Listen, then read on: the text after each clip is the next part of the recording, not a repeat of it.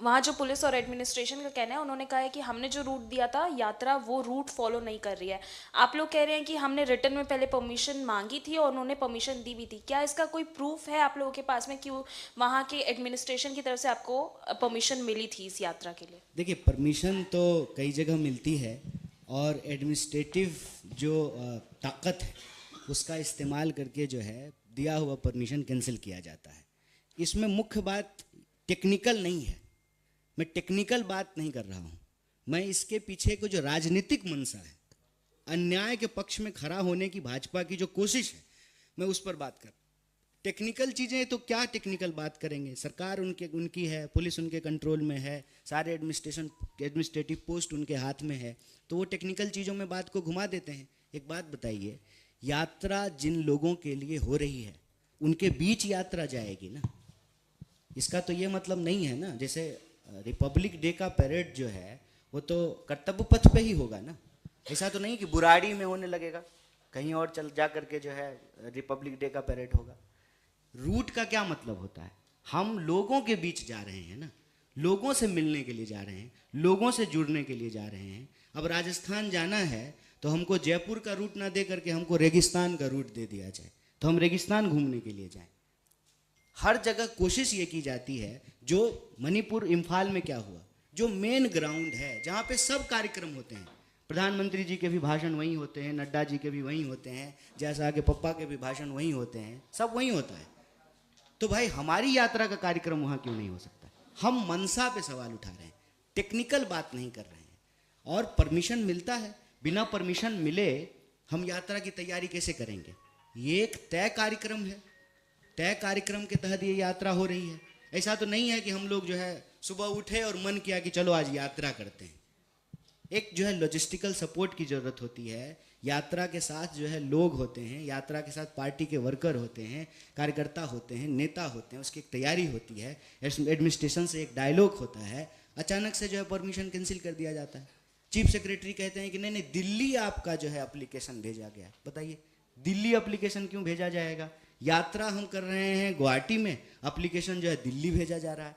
हम मंशा पे सवाल उठा रहे हैं, टेक्निकल चीज़ों पे नहीं जा रहे।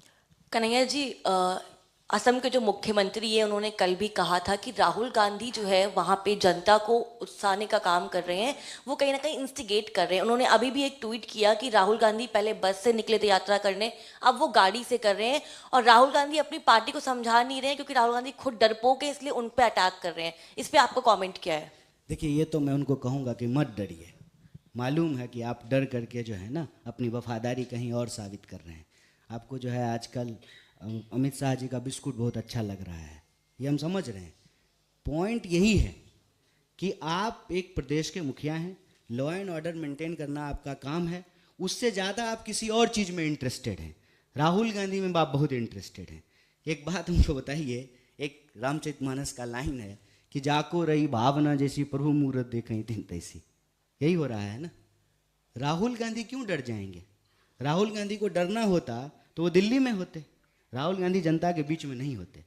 डरे हुए ये हैं, इसलिए जो है हर जगह राहुल गांधी को जाने से रोक रहे हैं। एक बात बताइए, एक तरफ तो निमंत्रण दिया कि मंदिर आइए, प्रधानमंत्री ने अपील किया कि आप जहाँ हैं वहीं के जो है निकट के मंदिर में आप चले जाइए और पूजा अर्चना कीजिए।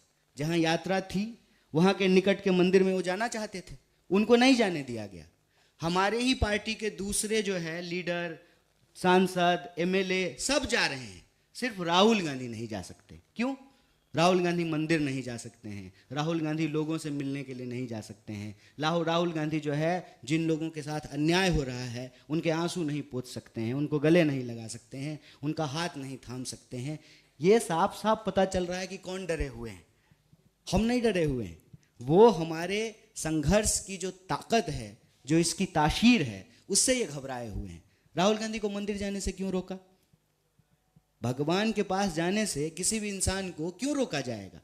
वो भी लॉ एंड ऑर्डर का हवाला दे करके। अरे भाई, किसी को जब कोई आसरा कहीं नहीं मिलता है तो मंदिर में जगह मिलती है। हम लोग एग्जाम देने के लिए जाते थे किसी भी शहर में, जब कहीं कोई रहने का ठिकाना नहीं होता था तो मंदिर के चबूतरे पे सो जाते थे। मंदिर तो सबसे सुरक्षित जगह है, वहाँ पे जो है एसपी बुलेट प्रूफ जैकेट पहन करके आ रहे हैं। कौन डरा हुआ है? किसको डराया जा रहा है? संगीन के साए में सांस लेने के लिए इस देश के आम आवाम को क्यों मजबूर किया जा रहा है? हम नहीं डरे हुए हैं, वो डरे हुए हैं, और उनको हम कहते हैं कि मत डरिए। कितना भी कोशिश कीजिएगा, मन में डर रहेगा। चीफ मिनिस्टर होते हुए भी अगर ईडी से घबराते रहिएगा कि क्या पता अगर साथ छोड़ दिया देश के गृह मंत्री का तो क्या हो जाएगा। तो ये सब वेंडेटा पॉलिटिक्स हम लोग देख रहे हैं, लेकिन इससे कोई फर्क पड़ने वाला नहीं है। हम लोग यात्रा करेंगे। कन्हैया जी, एक सवाल, ममता बनर्जी का बयान आया है, वो कह रही हैं कि उनके राज्य से भारत जोड़ो न्याय यात्रा निकली, लेकिन उनको इसके लिए इन्फॉर्म नहीं किया गया, भारत जोड़ो न्याय यात्रा में शामिल करने का कोई न्योता नहीं दिया गया। क्या कांग्रेस ने उनको इन्फॉर्म या न्योता नहीं दिया? नहीं, मुझे नहीं लगता है कि भारत जोड़ो न्याय यात्रा में जो है सबको न्योता दिया जा रहा है। सबको, जो भी लोग इस देश में महसूस करते हैं कि उनके साथ अन्याय हो रहा है, चाहे वो राजनीतिक व्यक्ति हों, गैर राजनीतिक व्यक्ति हों, किसी संगठन से जुड़े हों या ना जुड़े हों, व्यक्ति हों, समूह हों, समुदाय हों, सबको जो है बुलाया गया है। और इस बारे में आपको ज़्यादा जानकारी हमारे जो पार्टी के सीनियर लीडर हैं वो दे पाएंगे। मेरे ख्याल से जयराम जी भी जो है अभी प्रेस से बात करेंगे थोड़ी देर में, वो इसके बारे में आपको ज़्यादा डिटेल। जहाँ से राहुल गांधी की न्याय यात्रा बंगाल में प्रवेश करनी है कल कूच बिहार के आसपास, वहाँ अभी तस्वीरें आई हैं कि राहुल गांधी के पोस्टर हटाए जा रहे हैं, प्रशासन द्वारा फाड़े जा रहे हैं, इसके ऐलान के बाद, ममता बनर्जी के ऐलान के बाद कि वो अकेले चुनाव लड़ेंगे। किस तरह से कांग्रेस?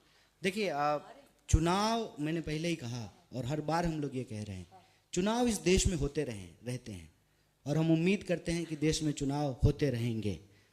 तमाम अंदेशों के बावजूद चुनाव होते रहेंगे। चुनाव का इस यात्रा से कोई संबंध नहीं है। तो हम बार बार आग्रह आप लोगों से भी करते हैं कि इस यात्रा को सिर्फ चुनावी चश्मे से ना देखा जाए। इसमें इसका ये कतई मतलब नहीं है कि एक राजनीतिक पार्टी के द्वारा की जाने वाली यात्रा जो है वो राजनीतिक नहीं है। बिल्कुल राजनीतिक है, लेकिन सिर्फ चुनावी नहीं है। राजनीति का मतलब सिर्फ ये नहीं होता है कि चुनाव जीत करके गद्दी हासिल करने ली। राजनीति का एक पक्ष यह भी होता है कि इस देश के आम आवाम लोगों की जो तकलीफ है, उस तकलीफ के लिए भी संघर्ष करना राजनीतिक दल की जिम्मेवारी होती है। तो मैं आपसे यही आग्रह करूंगा कि किसी भी चुनावी उठापटक और जो चहलकदमी है, अब लोकसभा चुनाव का ये वर्ष है, तो उन चीज़ों से जो है इस यात्रा को जोड़ के नहीं देखा जाना चाहिए।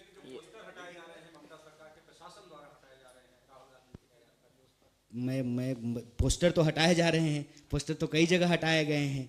अब वो प्रशासन हटा रहे हैं कि भाजपा के गुंडे हटा रहे हैं, यह तो जो है देखने का चीज़ है। हमने देखा है कि कई जगह जो है बीजेपी के लोग पोस्टर हटा रहे हैं, बीजेपी के लोग पोस्टर फाड़ रहे हैं। तो ये कौन लोग हैं, कौन पोस्टर हटाए हैं, मुझे इस बात की जानकारी है। कन्हैया इंचार्ज हैं, एआईसीसी के इंचार्ज हैं एनएसयूआई के। आप कूच बिहार के एनएसयूआई के जिला अध्यक्ष ने ही बाकायदा इस बात की कंप्लेंट करी है कि टीएमसी के लोग पोस्टर बैनर राहुल गांधी की न्याय यात्रा के हटा रहे हैं। और दूसरी बात, आप चुनाव की बात करें तो आप दूसरे राज्य जहां भारतीय जनता पार्टी की सरकार है वहां तो आप कह रहे हैं ठीक है ये वेंडेटा हो रहा है, लेकिन यहां तो इंडिया गठबंधन का हिस्सा बता रही ममता बनर्जी खुद को। ऑल्दो उन्होंने ये कह दिया बंगाल में अकेले चुनाव लड़ेंगी, लेकिन इस पर क्या कहेंगे आप कि इंडिया गठबंधन के दल का ही एक रवैया न्याय यात्रा को लेके ऐसा है? देखिए, ये प्रेस वार्ता दो चीज़ के लिए है, मैं फिर से रीइटरेट कर देता हूँ। पहला, राहुल जी ने 5 न्याय की बात की है। 5 न्याय, युवाओं का न्याय, भागीदारी का न्याय, नारी का न्याय, किसान का न्याय और श्रमिक का न्याय। इस संबंध में हम आपको जो है जानकारी देने के लिए यह प्रेस वार्ता बुलाए हैं आप साथियों को। जहाँ तक यात्रा से जुड़ी हुई दूसरी चीज़ों की बात है, मुझे उस संबंध में जो है अभी कोई जानकारी नहीं है। हो सकता है अभी कोई जो है न्यूज ब्रेक हुआ हो और जो है आप उससे जो है जोड़ करके ये सवाल पूछ रहे हो, उसमें मैं आपको यही जवाब देता हूँ। इंडिया अलायंस, चुनाव, सीट शेयरिंग, कहाँ पे जो है कौन सी पार्टी की सरकार है, ये अपनी जगह पे है। इस यात्रा का उद्देश्य चुनावी नहीं है। इस यात्रा का उद्देश्य इस देश में जो अन्याय हो रहे हैं उस अन्याय के खिलाफ 5 न्याय को स्तंभ की तरह निर्मित करके न्याय की पुनर्स्थापना करना है। ये इस यात्रा का उद्देश्य है। बाकी कहाँ पोस्टर फाड़ा गया है, कहाँ जो है एफआईआर हुए हैं, कहाँ जो है यात्रा के ऊपर हमला हुआ है, मैं उस संबंध में यही कह रहा हूँ कि दुनिया की कोई ताकत, अन्याय चाहे कितना भी ताकतवर क्यों ना हो, न्याय की यह मुहिम नहीं रुकेगी, न्याय यात्रा जारी रहेगी।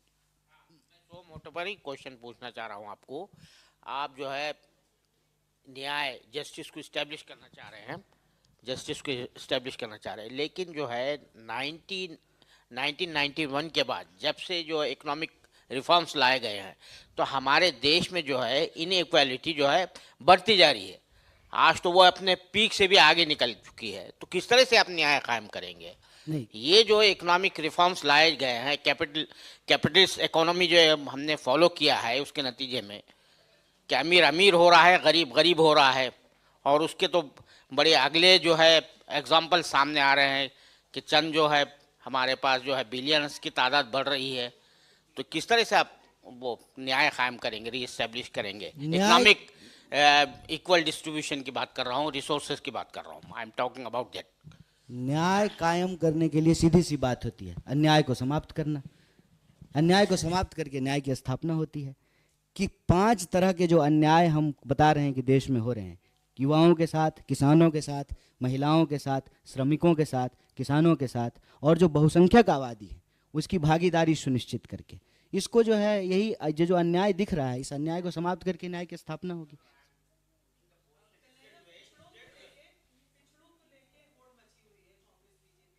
गुजरे कल जो महान बिहार में नेता रहे कर्पूरी ठाकुर, उनको भारत रत्न देने की भी बात की है, इसको आप किस तरह से लेते हैं? और नंबर 2, जो देश के अभी हालात हैं, एक और आप कह रहे हैं कि 50% से ज़्यादा आबादी हो गई है पिछड़ों की, बावजूद उसके भागीदारी नहीं मिल रही है। तमाम दफ़ा 5 इलेक्शंस भी उस पर हुए, उसके नतीजे भी आए, तो चूक कहाँ हो रही है? सबसे पहले तो बड़ा अच्छा प्रश्न आपने किया।